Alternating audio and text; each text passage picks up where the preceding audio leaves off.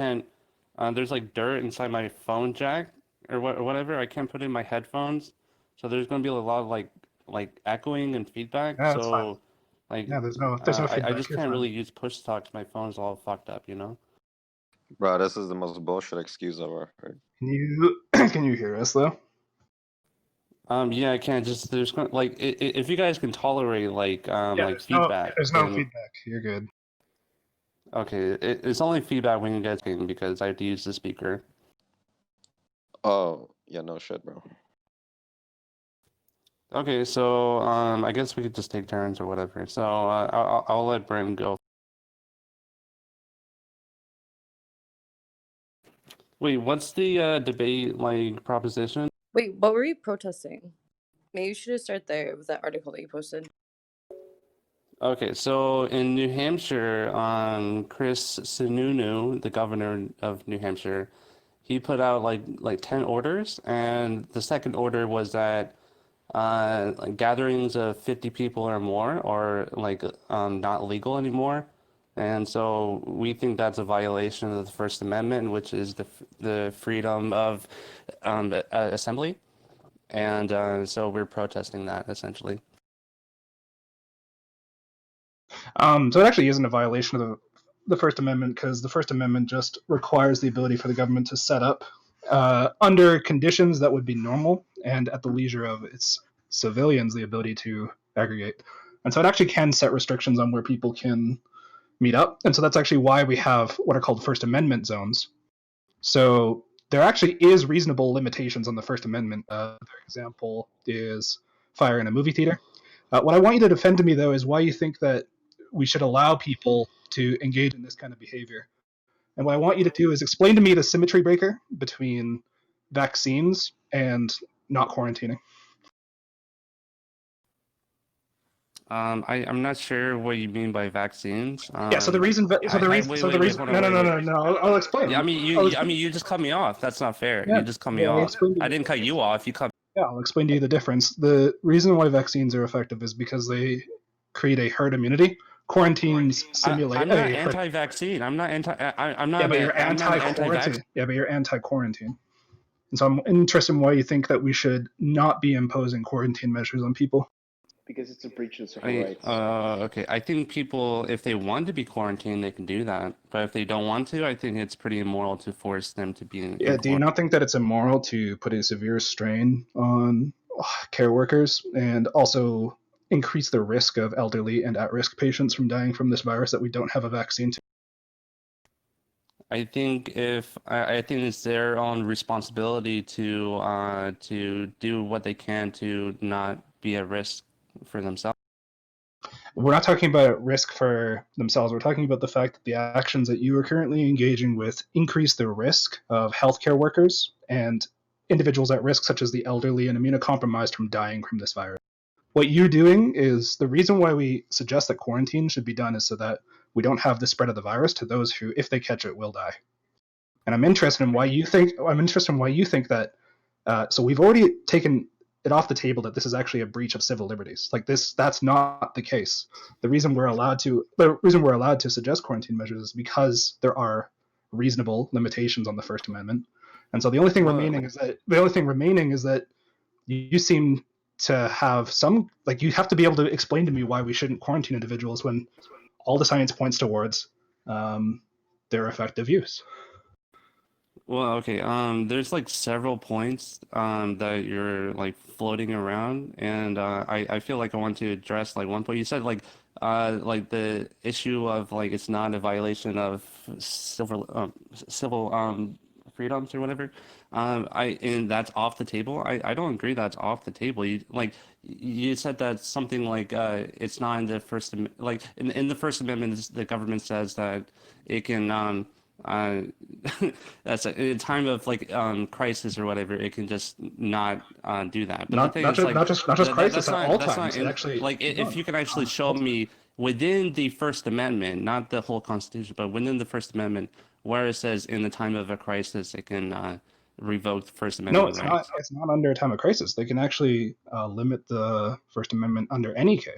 The point is that what the First Amendment provides is not the ability for people to speak freely at all times, but just the requirement that the government give reasonable platform to its citizens. So actually, there is restrictions available at all times, which is why we have the existence of things like like First Amendment zones. You don't actually have Can the First you show me Amendment that? limitations. Yeah, we can Can you show me actually. that in the First Amendment? Yeah, so we can go over the Supreme Court cases that outline why First Amendment zones are reasonable. And no, this I'm also not talking about the Supreme Court cases. I'm talking about the First Amendment and the Constitution. The Supreme Court is a fucking corrupt. It basically the Supreme Court said that like Japanese citizens didn't have rights underneath the fucking Second World War. So like the Supreme Court is like a fucking evil, corrupt place that doesn't even follow the fucking Constitution. Look, yeah, I mean, I'm not going to appeal to what they say. I'm not going to appeal to the fact that they're the ones saying it. I'm going to appeal to what they say, right? So if you want to disagree with their analysis of the First Amendment, we absolutely can. Okay, and then also like one, I would like to know where in the First Amendment that in a time of crisis or like where the restrictions are and wait, yeah, sorry, I try to correct The restrictions myself. are called TPM restrictions, so it's time, place, and manner. Wait. Did he post that in the chat or no?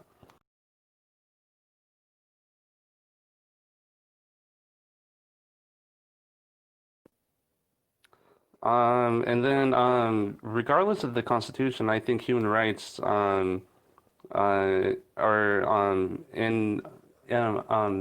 inalienable. Means that they're it's never okay to take away human rights regardless. We're not taking away human rights, and I mean that's an aside, right? So like, look, if you want to say that you have an inalienable right to kill people, that's your opinion. I think everyone else in this chat is reasonably just going to see that that's ludicrous. No, I'm not saying that. Like, yeah, but that's the implication of what you're saying. I have an inalienable right to freedom of assembly, right? And that's yeah, but in this case, but in this case, that right being stated as inalienable means that you're going to have an inalienable right in this case to killing people. Like that's the implication of what you're advocating. Like it's not I've never killed people and putting like okay, you're making the argument that I'm putting people at risk. Putting people at risk. It's not the same thing as killing people. So you're making kind of a conflation. Sure. So what you are doing is you have an inalienable right to increase the systematic risk that many healthcare workers and individuals at risk will. So before we had a lower risk, and now you've increased that risk. So you are at fault of an increased risk that people will die. Like look, if you want, like I don't care how you want to waffle around this, Katie. Like you have to understand that the reason why these quarantine measures are going into effect is because we are now at this point where, due to the fact that the virus is likely endemic, the only way to save healthcare workers and individuals at risk from dying and from a large outbreak and usage of resources and a complete collapse of the economy is this quarantine measure. Like the fact of the matter is your view is incredibly anti-scientific and incredibly divorced from reality. No, it's not about science, right? I'm not appealing to. I'm not making a scientific argument. I'm making a moral argument. I am right. So yeah. So you're saying it's anti-scientific, but I'm not making a scientific argument. I'm making a moral argument. So yeah, regardless of what the science says, like the science says, like everyone's going to fucking die tomorrow if we don't quarantine everyone. I don't care. I'm not a consequentialist. I'm a deontologist. Okay, man. Yeah. Look. If your view is that you just have the deontological right to kill people, that's fine. I don't care about that. That's not my view, though. So it's almost like you're strawmanning. No, I mean that's the implications of your view, right? So, for example, like let's say, look, we can break this down as like abstractly as possible. If you had a button in front of you, and if you push the button, it means you don't get to see your friends on Friday, but 200,000 people die. Do you think that you not have some kind of moral obligation towards pushing that button? That's I don't think that example is accurate at all to what's happening. Show me the disanalogy. No. To answer that question, the answer is don't push the button, but I don't think that's an accurate description of what's happening. Okay, so look, so what is the disanalogy? Well, okay, so one, in the example, I'm not being forced to if Oh yeah, if no. I hang So out with so my so so friends, so, there's not going to so be now like no people no to come over and fucking yeah. like kidnap me or So whatever. And then now that also I disagree that us hanging out will kill everyone, or kill a large amount of people. So far, no one has died, and I don't think anyone who's gathered there is sick, and I don't think there are, we. So I don't think so we really TD, caused any harm. this is what I mean when your view is just incredibly unscientific. Have any of you done tests? Have any of you taken a coronavirus test? No, no, Okay, so how do you I know that haven't. none of you have coronavirus? Because there's a up to 30-day incubation period. So how do you know that you don't have coronavirus? Well, there's not really any way we can know, but the thing is, like many of the healthcare workers, I don't think the majority of them has taken the coronavirus test, and I don't think we should test people, like randomly, because there's no reason to assume that they do have the coronavirus. Well, it's It'd be like a waste of resources. Yeah, but the reason why we are not testing people randomly is because we're under the expectation that people are quarantining and so that they won't get it. If you are going out into a case where you might be at a higher risk of getting it, then testing becomes necessary. The issue is that right now you are under the assumption that none of you have it, despite the fact that you don't know that. You're increasing your risk of getting it, and so you are causing a need for testing. Wait, okay. So say I went there, right? And 5 days later, I test positive for the coronavirus or something. If I just isolate myself and like essentially quarantine myself, like how, or Because maybe I even kill because myself. Like you will be how would I like you will actually be hurt you will be others? you because you will have been symptomatic for at least 5 days at that point. And never mind that the symptoms are they do not necessarily pop up after 5 days. The average run is around 9 days, and they can go all the way up to 30 days. Never mind that you might not notice the immediate symptoms because the immediate symptoms can be extremely mild for the first couple of days. So you might even have a longer period where you are symptomatic and passing it on to people. Furthermore, um, you like by being there, you might have already gotten it from somewhere else, and you might have passed it on to other people. Well, the thing is, like, in terms of morals, I think in this time where I don't know, there's the coronavirus hysteria. If you go Sorry. outside, you consent to the risk What is the hysteria? of well, no, Sorry, are you I'm not saying skeptical? that as Are a you bad skeptical of the thing. I'm not severity? saying that as a bad thing. I'm just saying people are concerned about the coronavirus. That's all I'm trying to say. I'm not trying to say it's like it's pseudoscience or whatever. I'm just trying to say that there's a lot of people who are concerned. Like pretty much everyone I talk to has mentioned the coronavirus, so that there's a big concern out there. Is all that I was trying to say. Yeah, and the fact that you guys are not concerned is deeply troubling. Like the fact of the matter is that if we want quarantine to be successful, it requires a widespread community participation. If we were to go further into the argument, what would be presented is that there are individuals like you who don't have a grasp on the science or on the morality deep enough to follow quarantine measures voluntarily, and so then we have to have the government step in. It's the same reason why we have. No, I don't think the government should step in like ever. The thing is, if Okay, you don't have the right so to let's do it, so how then the far government how doesn't have the right. yeah, I mean, like, look, the fact of the matter is that the only way that you're actually weaseling around not killing, not having this be you killing people is by a reformatting of the words. I think most people in this chat will understand that what you're doing by increasing the risk of death is a form of killing people, and so No, even by no, like the it's general not. No, it's proportion of not. yeah, Like, absolutely, no, there's many ways you can engage in risky behavior and not kill people, or you kill people as kind of a side effect. But it's not. yeah, There's, you would agree that there's difference between direct and indirect killing. yeah. So But we call it now you're negligence. saying that I'm justifying killing. That's not at all like true at all.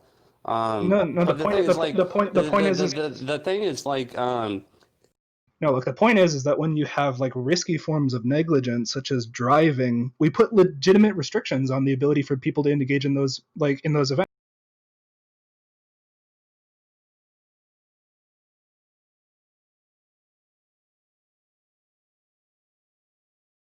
Did he just dip? Like, fuck this guy.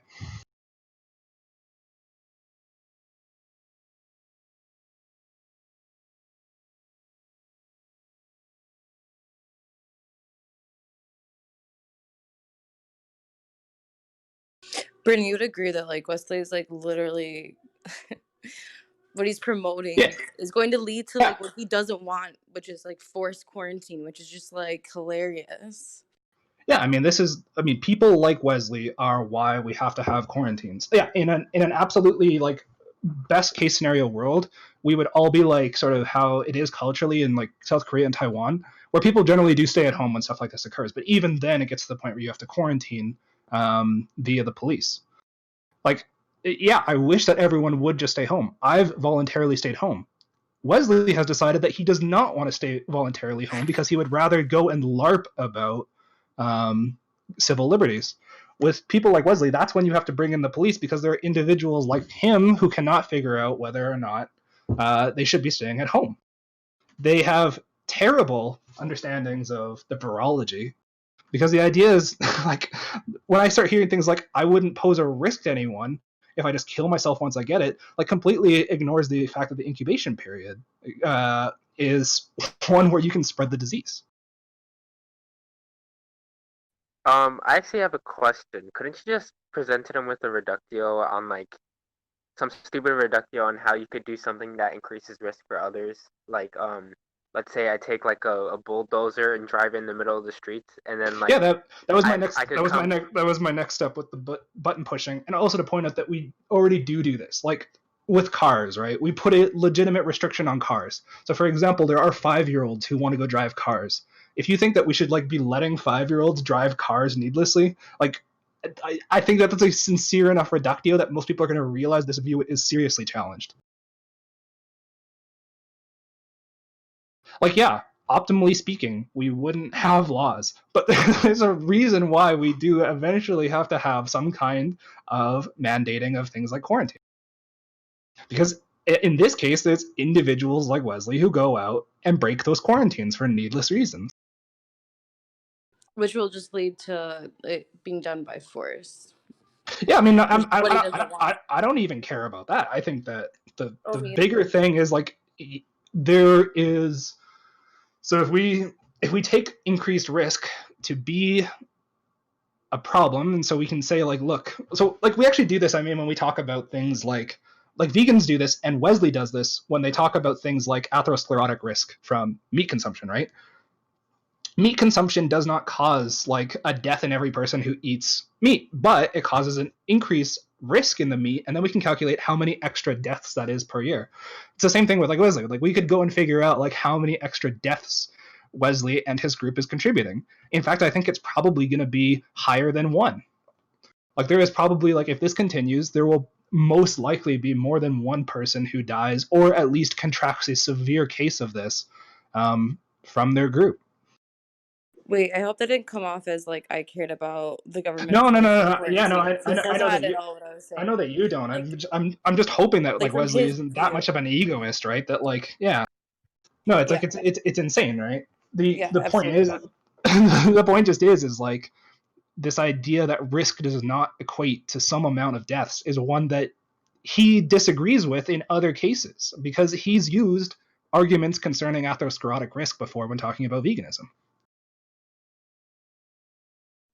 He's actually saying in general chat right now that drunk driving should be like or punishments for drunk driving should be abolished. Yeah, I mean that's insane. Like, look, if that's the kind of reductio that this person wants to agree to, like, just look at that. Like that, this is the kind of person that should straight up just be in jail. Like at this point, right? Absolutely. But he's always said really dumb shit. This really isn't surprising.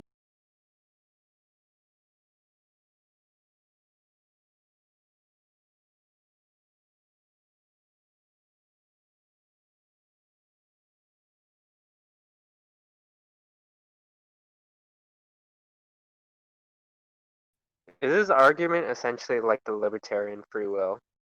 This isn't even an argument that I think most libertarians would reasonably buy into. Like I honestly don't think. Like this is the kind of like libertarianism that is just like literally the meme, right?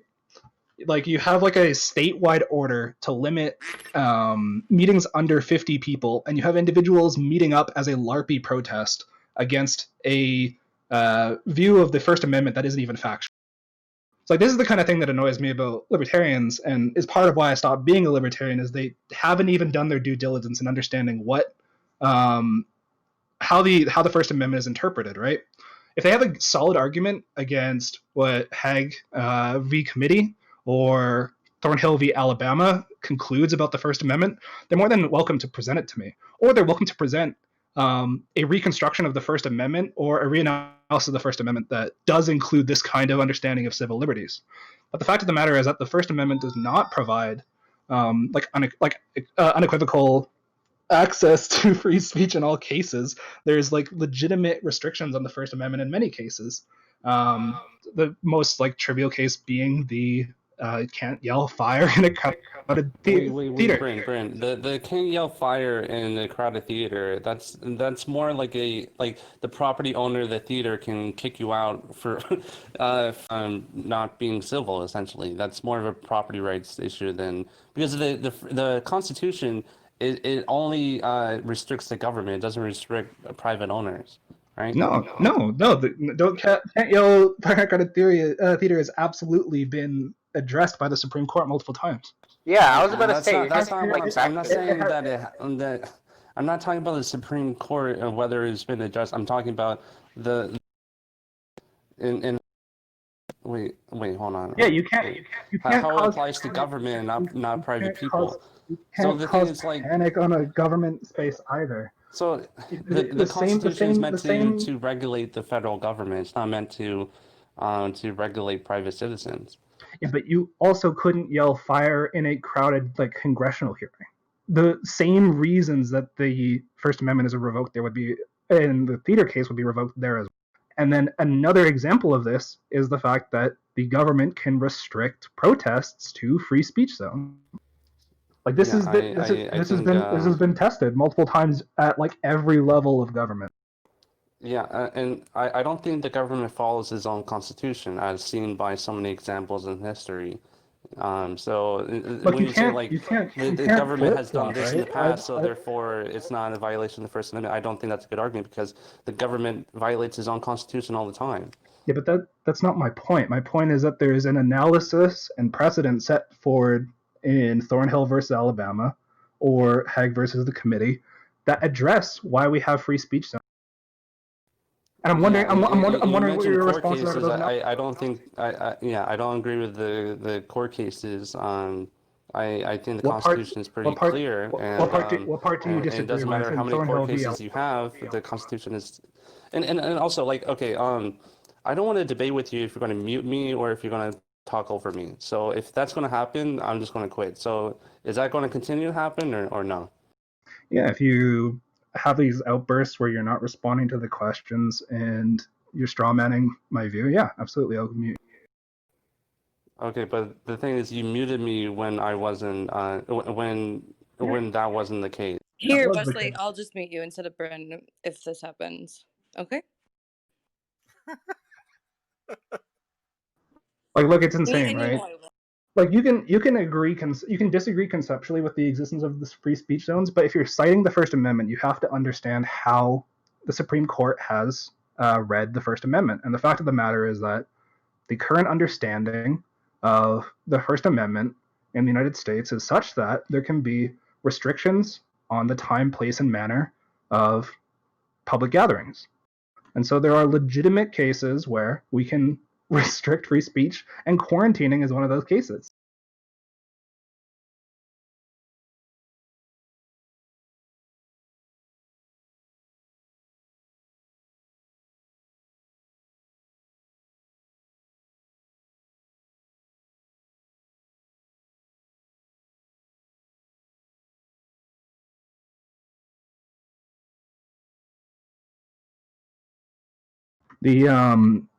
The big thing though, like, is, and this is why I was interested, is like there is a legitimate argument that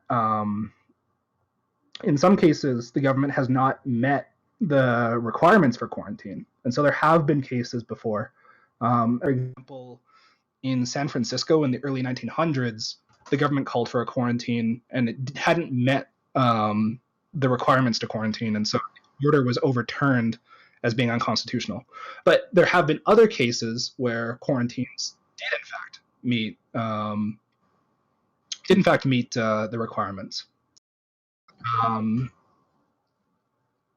so like there's a huge history of like this statute being tested. Furthermore, I mean, like, look, it's just like there's a clear moral imperative here, and the reductios on the position are insane. You have him in chat agreeing to the fact that like we shouldn't punish drunk drivers when they kill people due to negligence. Like that's insane to me.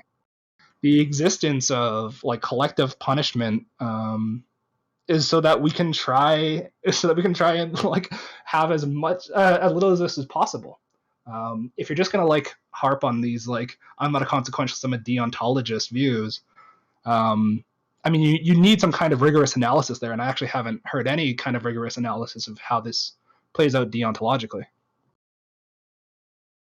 I'm not aware of like any view in the literature that talks about the deontological right to not quarantining or the deontological right to grouping, and I'd be sincerely dubious of anything that looks like.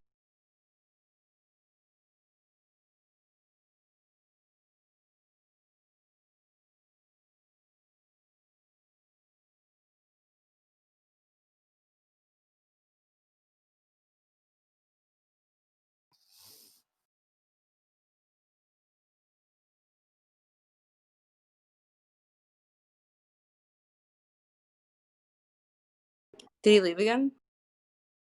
Yeah, Yeah, I'm seeing come it. back.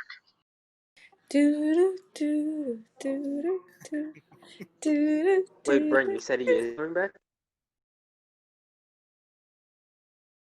I'd much rather be doing anything else with my time. In fact, I was having like kind of like a nice moment until I saw them post those articles, and that just like infuriated me. I don't understand why someone would post those publicly, hoping that there would be like a pat on the back. Like as much as I'm like critical of anarchists and libertarians, like I kind of get where they're coming from a lot of the time, and I'm somewhat sympathetic to some of their views. But like in this case, it's pretty clear to me that this just diehard LARPy libertarian meme is just dangerous.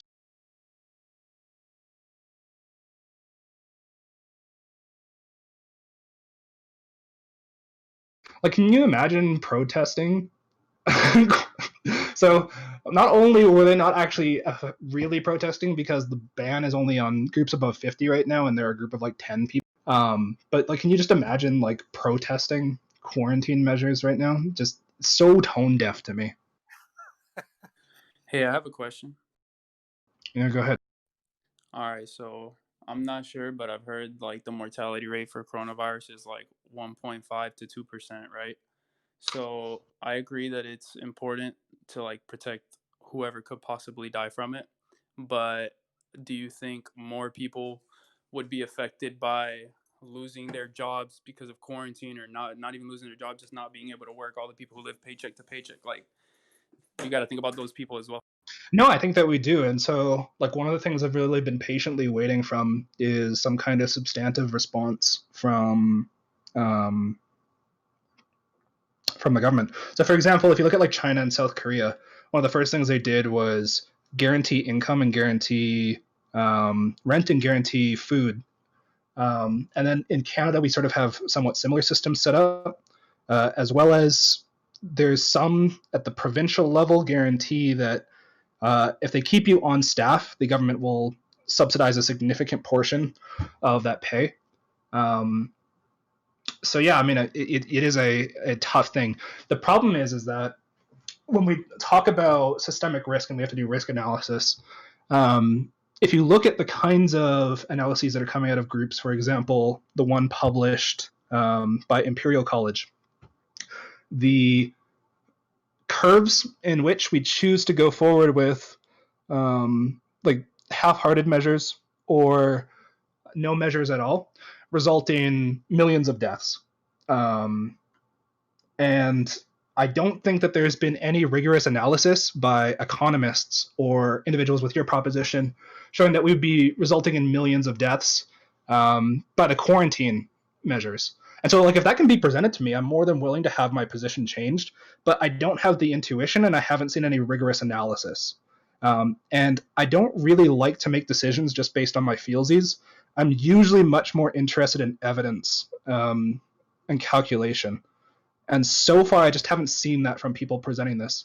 That said, I mean, I'm not so cold-hearted that I don't want people to be covered. I think that the bills that are being suggested, for example, by the DSA in the House, and some of the benefits being proposed at like the Canadian legal level, and some of the benefits being proposed in the UK are like necessary and should be enacted as soon as possible. I think we absolutely have to protect the people most at harm, which includes, yeah, absolutely people who are going to be losing their jobs. I mean, I think like the current expectation is that like unemployment reaches like 30%, and we've never had unemployment rates that high. We really need to like figure out what that means. If that includes like things like UBI, like so be it. I don't really know. But yeah, I mean, yeah, if you're gonna present that as a problem from my position, you can't just say it platitudinally. You have to actually give me some kind of analysis, and I just haven't. Oh, he left. That's unfortunate. I don't know if he was. He left the server, you mean, or? He just dipped from the VC.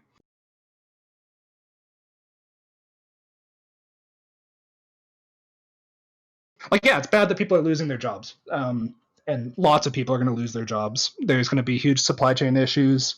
Life might be uncomfortable for months, for not just a few people, but everyone. And that's just a reality that we have to live with. The best thing to do is to stay at home so that we can have the best thing possible. The more we stay at home, the longer we can start looking for prophylactic treatment, such as like antibody-based treatment. The less we have an impact on our healthcare system, and so the more that we can deal with dances into breakouts, and the more we can start working on getting the economy back up and running. I think, like, generally speaking, the kinds of economic analysis I've seen so far have preferred quarantining. But if anyone's aware of economic analysis that shows that quarantining is not the solution, they're more than welcome to present it to like Avi or I or anyone who has this like pro-quarantine view, and I'll take it seriously.